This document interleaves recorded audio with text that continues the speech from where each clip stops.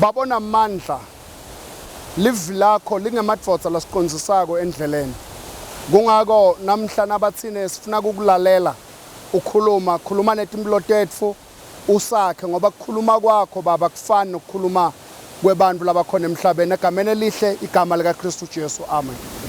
Ake ngithathe nasi isikhathi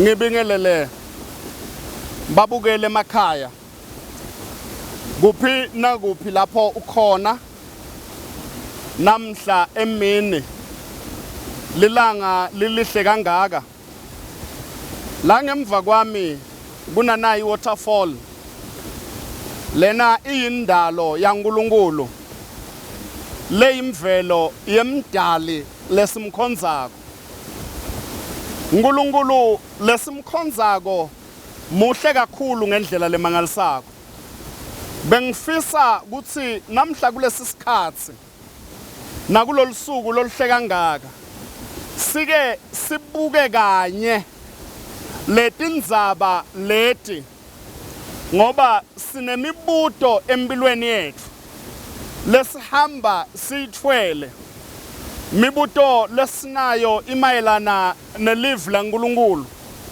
mibuto lesinayo imayelana netithembiso taNkulunkulu lithi liBhayibheli tithembiso taNkulunkulu tinguyebo tingu amen lithi noma ngabe tindzaba tingawa kodwa tithembiso taNkulunkulu tiyohlala timenjalo ngaso sonke isikhathi kodwa nawuthi uyabuka sine lesikholwako nebantwana bethu netihlobo tethu uthola ukuthi letithembiso taNkulunkulu kwangatsithi atisisebentele bese ngifuna ukukhuluma namhla nganasi isihloko lesithi how can we access our blessings from God singatifinyelela kanjani tibusiso tetfu kuNkulunkulu singatithola kanjani singatitsinza kanjani tibusiso tetfu leti kuNkulunkulu ngoba uNkulunkulu khona ekhaya ezulwini ulindzile with your blessings kukuniketa tona ulindzile netibusiso tebantwana bakho kubaniketa tona ulindzile netibusiso takho mfundisi kukuniketa tona kodwa umbuto losukube khona ukuthi sitithola ngayiphi indlela letibusiso taNkulunkulu na ngifuna namhla sihambeni kanye ekutheni titholakala ngayiphi indlela uma sifundza lapha kuMalaki 3 verse 6 uye lapha ku verse 14 kunetinvo letiveta indlela lesinga accessa noma lesingathola ngayo tibusiso tetfu kuNkulunkulu Malaki bekangumprofeti waNkulunkulu Malaki ukhuluma nebantwana baka-Israyeli uma ufundza umlandvo webantwana baka-Israyeli lithi iBhayibheli bahamba bantwana baka-Israyeli bafika labamkhohlwa khona uNkulunkulu bahamba bantwana baka-Israyeli bafika labaqala khona kuphila impilo le-corrupt la khona ngokuya kwaNkulunkulu bebangavumelekile kushada naletinye tive kodwa bese bafake mishado naletinye tive sekuyinto lebusa kubo le corruption yahamba yafika nakuba priest imbala laba uma baya e-altar bebangasakwati ukuthi bayisa ini ba priest bebakhona kuhamba baye altarini laNkulunkulu neminikelo lelengatsandzeki bebanganankinga nokuthatha tilwane leletifile babe batenda umhlatshelo waNkulunkulu bebanganankinga kuthatha letigulako takhona batenda umhlatshelo waNkulunkulu kanzi umhlatshelo waNkulunkulu wendeka kahle ngaletinonile ngaletitsandzekako so kungakho ekugcineni uNkulunkulu ukhuluma lamavi ngemlomo waMalaki umprofeti uthi uma ufundza ku verse number 6 uthi uNkulunkulu buyelani kimi bese nine ningaba nembuto buyelani kimi nami ngidawubuyela kini uthi uNkulunkulu ningahamba nibe nembuto ukuthi nibuyela kanjani kimi nawehla nalo uthi uNkulunkulu phela nina niyangiroba bese nina ndawuba nembuto ukuthi sikuroba kanjani uthi uNkulunkulu ningiroba ngetishumi tenu nangeminikelo lalela ngithe mina ekuqaleni labantwana baka-Israyeli bese banikela ngaloku lokungathandzeki kani uNkulunkulu uma simnikelela ngaloku losikuthandzako uma uNkulunkulu siphethe tishumi tethu etukwemiholo yethu sinika uNkulunkulu lokwekuqala anduba siyoyisebenzisa imali yethu kodwa dinvo leti bantwana baka-Israyeli bese baphumile ekutendeni bantwana baka-Israyeli bebangasendi ngalendlela leNkulunkulu bekathe kubo bende ngayo uthi niyangiroba ngeminikelo nangetishumi 10 siyadlula lapho ngifuna kuva ukuthi nayiqhubeka ithini uma ulalela bantu banema reasons lalabenda banganikela bantu banema reasons lalabenda bangakhiphi tishumi ena uma uwalalela lama reasons lebanawo usonzela edvute nabo ayevakala kakhulu lalela reason number 1 le labanye lebayinikako kunganikeli nokunganiki ngetishumi bathi labanye ngiyawunikela kanjani kweshumi nginikelele lenye indvodza ihambe iyodla nemndeni wayo labanye bathi ngiyawunikela kanjani uma ngabe nawuqedza ukunikela imali yenziwa lokhu naloku kungabonakali inqubekela phambili emsebentini waNkulunkulu kani yona le mali uma ufundza iBhayibheli beyiye emsebenzi wani beyimele yente ini na uma wehla neLibhayibheli lapha uthi uNkulunkulu kunumber 9 ningaphansi kwesiqalekiso ngalamanye amagama uma ungakhiphi kweshumi kunesiqalekiso lesikulandzelelako uma unganikeli ungalindzeli kubusiswa nguNkulunkulu uma unganikeli uqalekisiwe wena lokusho ukuthi kuqalekiswe wena kuqalekiswe ngisho nesitukulwane sakho ngitakuprova lokho ngeLibhayibheli uNkulunkulu ukhuluma nebantwana baka-Israyeli bantwana baka-Israyeli bebaqalekisiwe kuqalekiswe ngisho nesive sonke uma uNkulunkulu azakhuluma nanga emavi asebenzisa umlomo wemprofeti wakhe uma ulalela lama reason bantu bawabekako labanye bathi bekusemthethweni waMose lokho kokunikela ngetishumi bekuku Old Testament kunikela ngetishumi akusekho manje ku-New Testament uma sifunza kuMateyu 23 verse 23 uthi Jesu mayeki nina ababhali baFarisi nebazenzisi ngoba niyanikela okweshumi kwenu kodwa nikhohlwe imithetho yami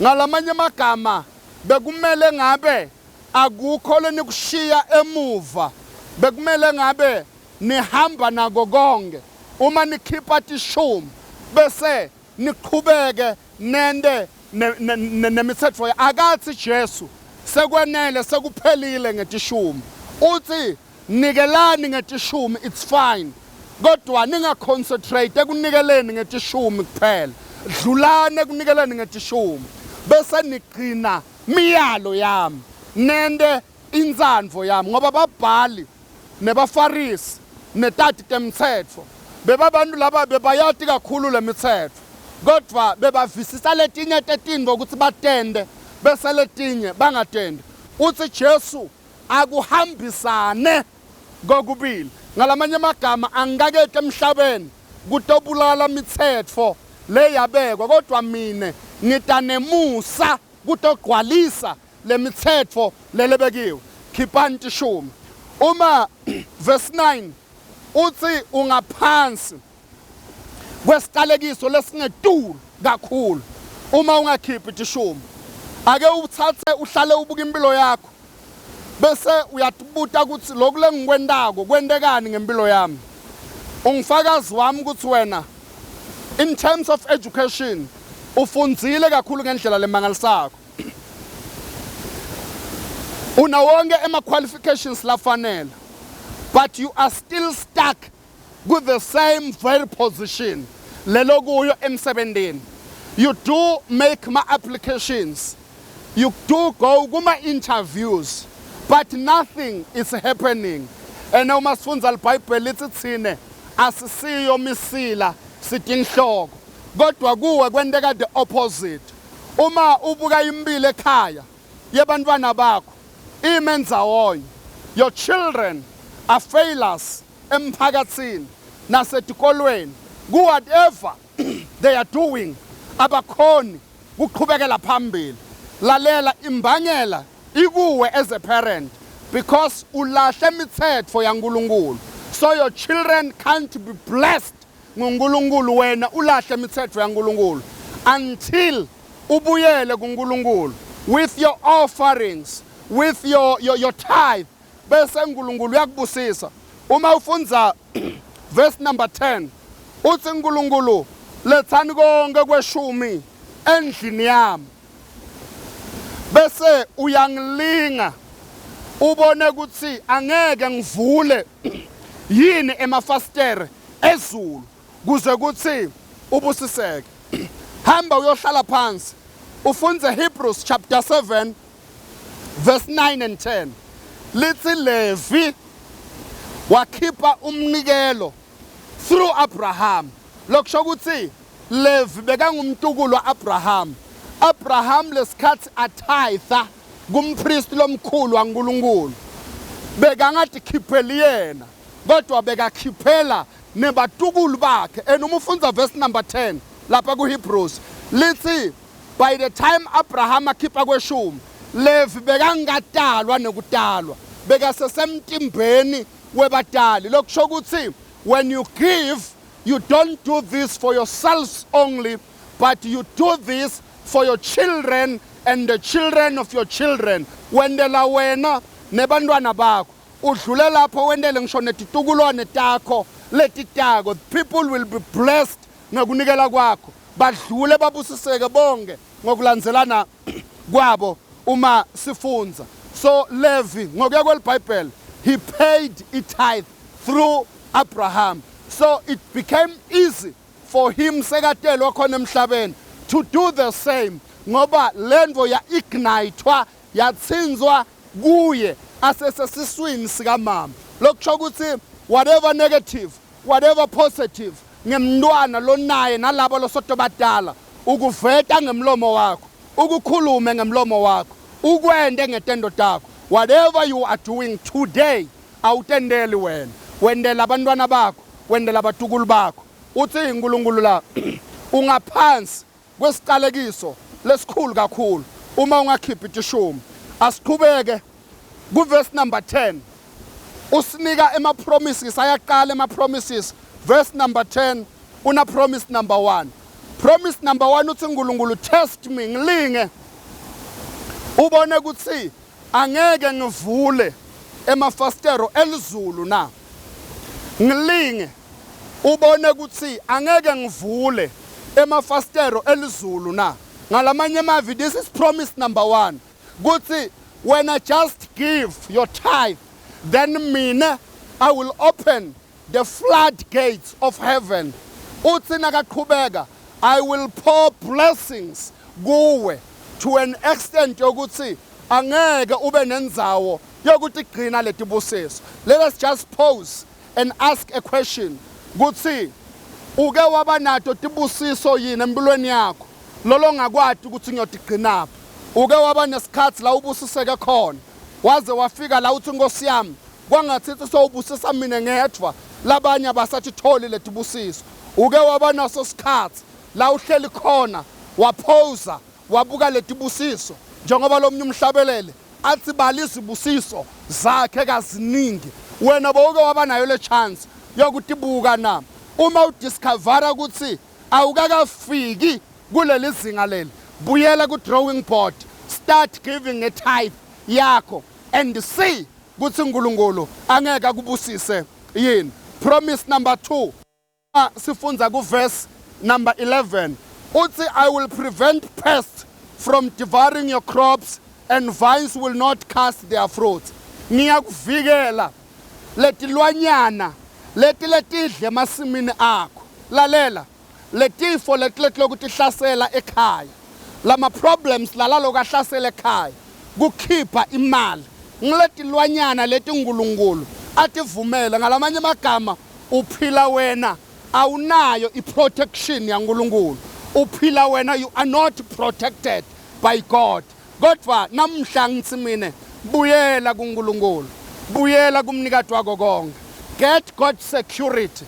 Get God's protection. Uyo protector nasemasimini akho. Kuthi kungabi bikho lokuyokudisturba emasimi akho ngila usebenta khona. Emsebentini lapho khona esikoleni. Emsebentini lapho khona kule nkampani lokuyo. Ungumshayeli lapha ematruckini, ungumshayeli emabhasini, uyimanager khona la ukhona khona. Wherever la usebenta khona kusemasimini akho khona lapho. Ngoba uma sisakhula batali bethu bebalima bebafuya. Kodwa thina kulamalanga lesiphila kuwo siyafunza kuze kuthi sikwadi kuye emisebentini. So ngilale silima khona kuze kuthi uNkulunkulu protect your position emsebentini. Buyela emnikelweni, buyela emasimini, wende lokhu uNkulunkulu lafuna ukwende kona. Let me assure you ukuthi after giving uNkulunkulu will bless you ngale position lelo ifuna eminyaka leminingi kangaka. uNkulunkulu will bless you ngalo mntwana lolo mthandazele eminyaka leminingi kangaka. Ushadile miningi leminyaka, you have been married for many years. Nifuna umntwana animtholi.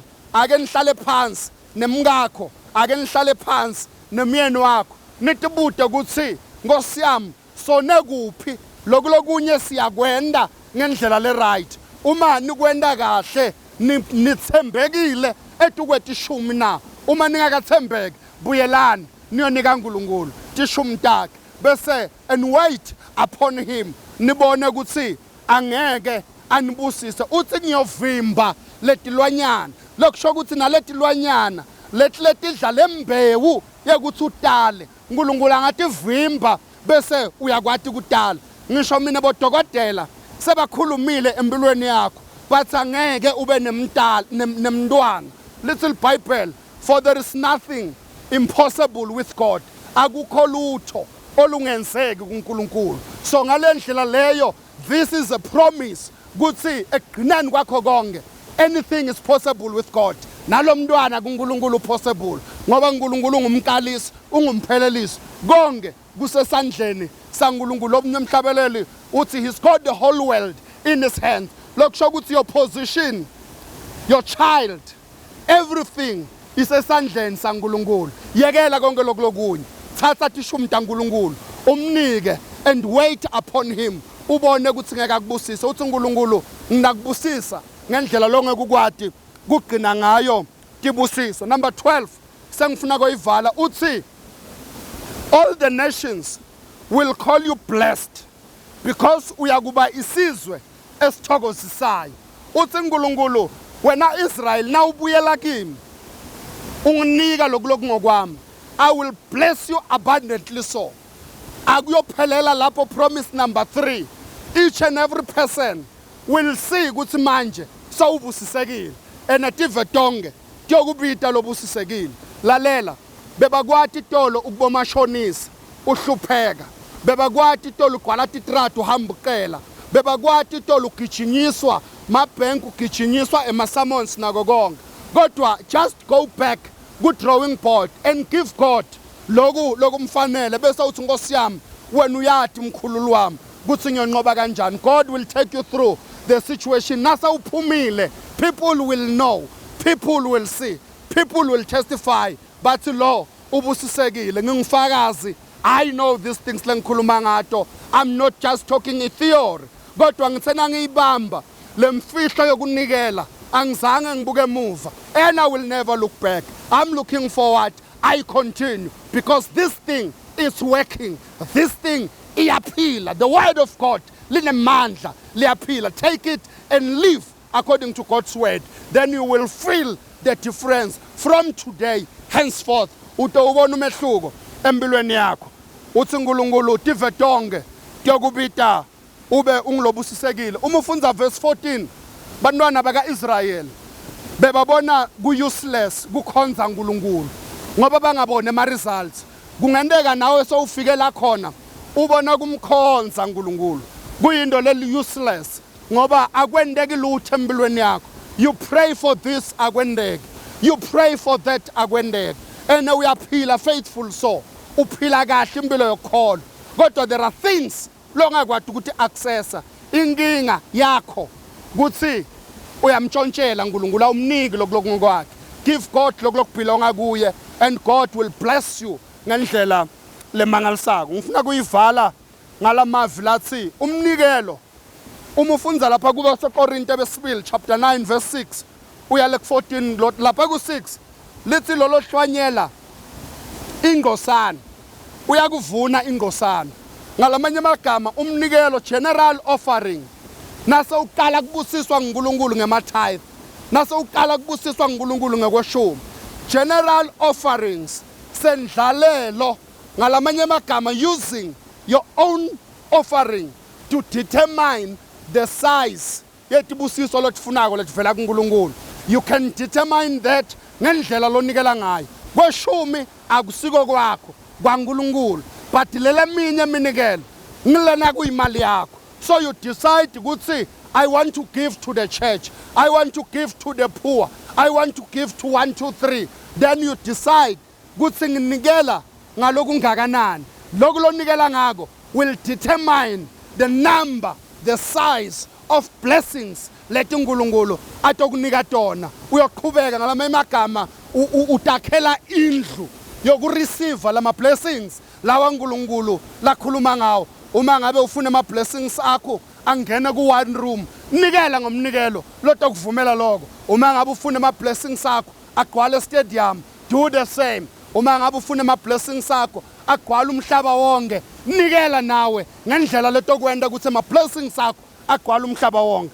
Dithembiso letiphuma kuNkulunkulu asivaleni, angeke uphumelele ungakabuyeli kuNkulunkulu ngetishumi takho nangeminikelo yakho nangako konke lonako bese uyalinza upon God ubone ukuthi ngeke akubusise na. How can you access your blessings from God? You can access your blessings from God through your offerings, your tithe and everything. uNkulunkulu anibusise emakhaya ngisalithatha lelivi. Amen. Baba egameni laKristu Jesu, emva kwale nshumayelo lenemandla kangaka sikholelwa ekutheni bantwana bakhe emakhaya lapho bakhona bayatibuka, bayatihlola, bayatibukisisa ukuthi bayilahle nakufikaphi. Nangu umlaleli ekhaya babe uthi ngiyalithatha lelivi, ngikhulekela amandla lavela kuwe, ngikhulekela amandla lavela ekhaya ezulwini kwehla baba mside. I'm convicted ekulendeni livi lakho, hlulekisa sathane netingilosi takhe kulesi sikhathi ngeligama lelihle, igama likaKristu Jesu. Father, we thank you and worship you in Jesus' mighty name. Amen.